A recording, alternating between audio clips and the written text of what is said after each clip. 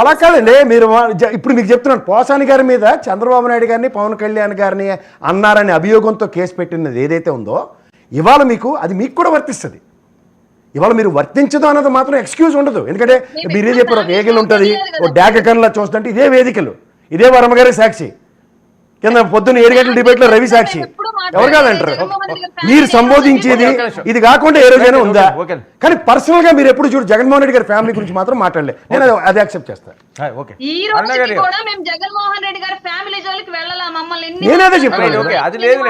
నేను అదే చెప్తున్నాను కదమ్మా, మీరు ఏ రోజు ఫ్యామిలీ మాట్లాడలే. మీరు మారిందల్లా అతన్ని సైకో అన్నారు, రాక్షసులు అన్నారు. ఇవాళ పోసాని గారు కూడా ఆయన్ని సంబోధించిన దాని మీద కేసు పెట్టారు. కుటుంబాలకు ఎందుకు వెళ్ళడం అన్నారు సార్. ఇప్పుడు 2 చేతులతో వస్తేనే కానీ సౌండ్ రాస్తారు, ఒక చేతితో రాదు. ఫస్ట్ ఎవరి దగ్గర నుంచి ఇనిషియేట్ అయిందో చూడండి. ఒక విధంగా ఫ్యామిలీలు మాట్లాడడం ఇద్దరిది తప్పే, అందులో ఎవరికి ఎక్స్క్యూజ్ లేదు.